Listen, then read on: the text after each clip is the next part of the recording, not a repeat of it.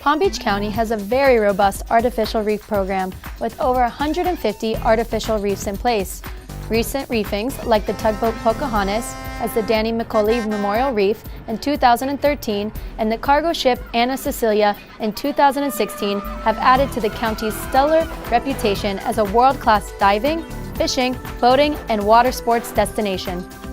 The underwater war machine, known as the USS Clamagore, was built near the end of World War II.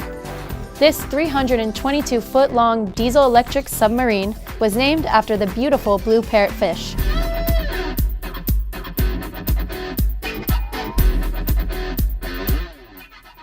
She started her 30-year stretch of first duty to the U.S. military in 1945 until her retirement in 1975.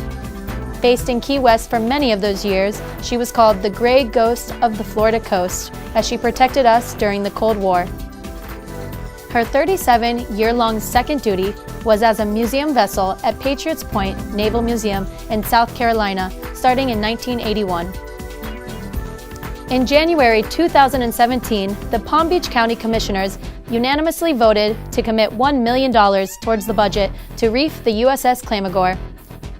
Let's learn more about the Artificial Reef Project to honor the memory of this noble vessel and deploy her final duty on Eternal Patrol. We're at Patriots Point in Mount Pleasant, South Carolina, across the harbor from Charleston. This is the home of 3 museums: the USS Laffey destroyer, the USS Yorktown aircraft carrier, and the USS Clamagore submarine. Let's join Joe Weatherby to learn more about the USS Clamagore. I'm standing on the deck of the Clamagore. This is called the whaleback. Behind me is the sail, and up top of the sail is where the captain would navigate the boat at night. World War II submarines were navigated on the surface at night because the diesel engines could charge the batteries and the bad air could be gotten out of the inside of the submarine. Both the sail and the whaleback are designed to have water flow right through them, and the pressurized part of the submarine is down below. Sub would go down below during the daytime when there's danger of discovery by enemy ships and airplanes, and you would navigate by the periscope, which you could see up top. This is what you see in the movies when the captain looks around like this and locates enemy ships. We're in the control room of the Clamagore. And if you look around, you can see it's a pretty complex operation. On a vessel like this, most of the crew are cross-trained, meaning every guy knows the other guy's job. And there's hydraulics, there's air pressure, steering, controls, transfer of fuel and ballast. And you can also see those bunk spaces down below. And up here is the conning tower where the captain would operate the periscope from, looking for enemy shipping to torpedo. This is the beating heart of the Clamagore.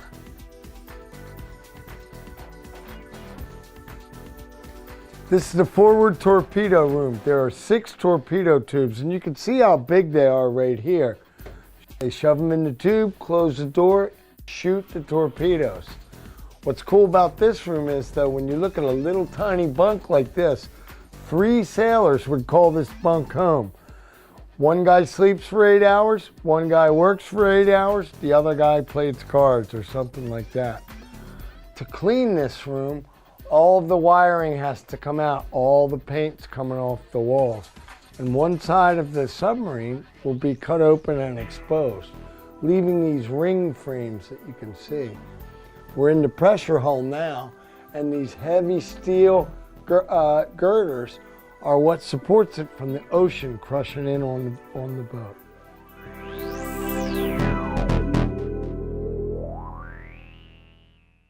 This is the galley. Right here is where 100 people get fed 24/7. The cooking never stops. They feed them in shifts. The Clamagore project in Palm Beach is planned as a very rich program that's not just for boaters and for divers. What is planned is a land-based museum using some of the displays. It's on the drawing board, but they'll be transferred on land so that the whole family can enjoy the submarine experience. We're in the engine room of the Clamagore. There are two. This is the after engine room, and she has 4 diesels. They go down 2 decks. These are giant locomotive diesels, and they take a lot of maintenance. She's also got 500 1,000-pound batteries aboard. The engines run at nighttime when she's running on the surface, charging the batteries down below, and then the batteries run the propellers at the back of the boat. Standing on the stern of the USS Clamagore, right at the back of the boat. Below me are the propellers, right where you figure you'd find them. Also, there's 4 torpedo tubes down below me, and the rudders, whereby the captain would steer the boat. Time and tide waits for no man, and these ships are very, very expensive to keep as museums. Typically, and with the Clamagore, there are 3 choices. One of which is to keep her in the water, but it's very, very expensive to maintain these museum ships as the salt water tries to chew them up. Another choice is scrapping. And scrapping, it's the fate of a lot of ships, most of the Navy, and the ship and her history lives on in the storybooks, but not in reality. We are artificial reefers, and that's the 3rd choice. There's one good dive left in this ship, and it's going to be off of Palm Beach County. Most sailors don't want to see their ship get cut into razor blades, and our job is to save her from the scrapyard. So we're going to clean her all up, which is also expensive, but you only have to do it once. And we're going to deploy her off of Palm Beach County as an artificial reef.